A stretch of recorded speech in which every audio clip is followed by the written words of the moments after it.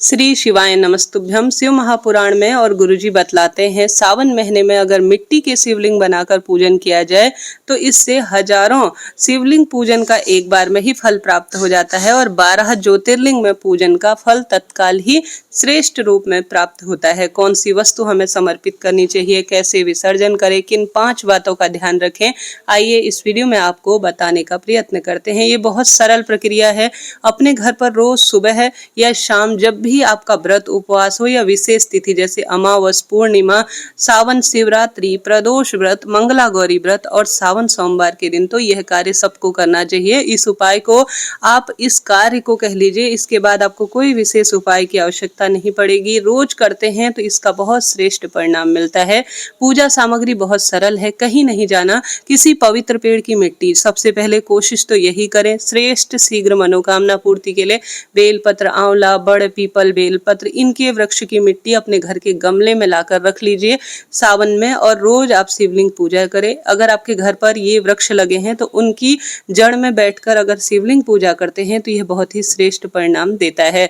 तो कोशिश करें यह पूजन आप कर सके। सबसे पहले कोई भी कटोरी लीजिए, उसमें दूध, दही, घी, शक्कर, शहद। पूजा की जो कटोरी स्टील की रखिएगा, कोई गिलास प्रयोग में ले सकते हैं, परंतु तांबे के लोटे में आप पंचामृत नहीं डालें, इस बात का ध्यान रखें। शुद्ध जल और गंगा जल का लोटा अलग से रखें। थोड़ा सा बेलपत्र, आंक, धतूरा, भस्म और इत्र और जो भी अभी आपके पास उपलब्ध हो वह सब चीजें ले लीजिए। धूप, दीप, नैवेद्य इत्यादि की आवश्यकता पड़ती है।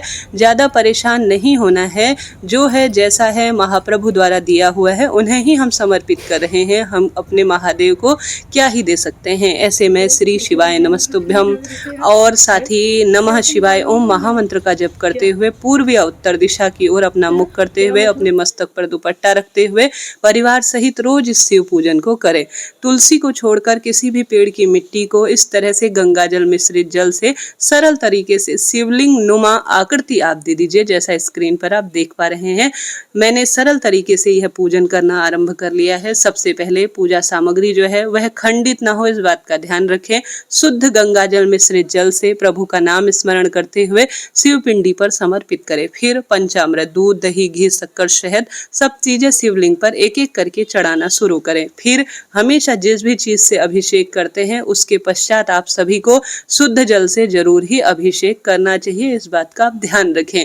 इस तरह से यह जलाभिषेक की प्रक्रिया पूर्ण हुई। अब हमारी पूजा पाठ के साक्षी होते हैं दीप देवता, तो हम घी या तिल के तेल का दीपक लगा लेंगे।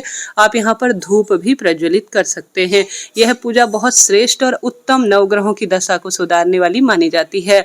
आप यहाँ पर महादेव की शिव पिंडी को समस्त रूप से चंदन समर्पित करें, जैसे त्रिपुंड बनाएं और साथ के साथ आप पूरे शिव परिवार पर चंदन समर्पित करने का प्रयत्न करें। ऐसा करने से खूब सौभाग्य बढ़ता है और दुख दरिद्रता का अंत होता है। शिव पिंडी में ही समस्त शिव परिवार विराजित है, आप जानते होंगे।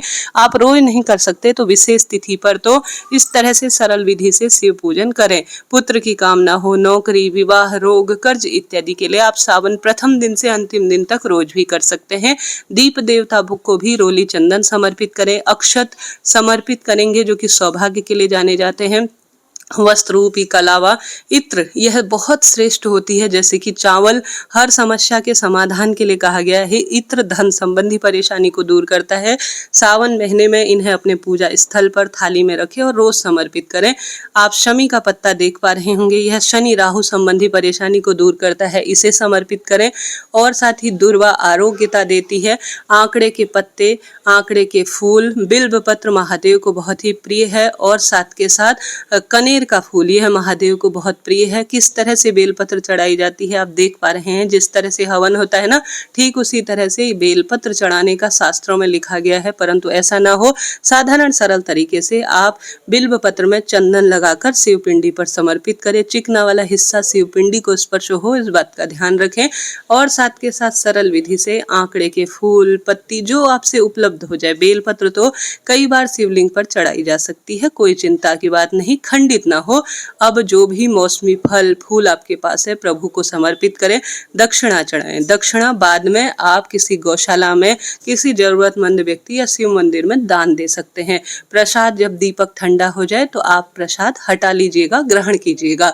इसके साथ साथ अब दूसरा दीपक लगाकर या कपूर के साथ ओम जय शिव ओमकारा कर्पूर गौरम कर्णावतारम संसार सारम भुजगेंद्रहारम, इस वाली आरती के साथ महाप्रभु की आरती करें। उसके बाद भगवान को धूप दीप दिखाएं और भूल चूक के लिए क्षमा प्रार्थी होकर सरल विधि से रोज शिवपिंडी का पूजन करें। आप यहाँ पर जल का लोटा भी रख सकते हैं, परंतु मैं साधारण सरल तरीके से इस तरह से भी परिपूर्ण पूजन हो सकता है। इसके बाद आप सभी जब दीपक ठंडा हो जाए तो इसे यहीं पर ही विसर्जित कर सकते हैं। प्रसाद इत्यादि आप ग्रहण कर सकते हैं। अब रोज इसी शिवपिंडी का पूजन नहीं करना है, इसको विसर्जित कर कर नया रोज शिवपिंडी बनाना है। इस बात का आप ध्यान रखिएगा। आशा है, उम्मीद है ये जानकारी आपके लिए उचित उपयोगी रही होगी। कोई प्रश्न हो शिव पूजा से संबंधित तो पूछें। आपका अपना चैनल है श्री शिवाय नमस्तुभ्यम।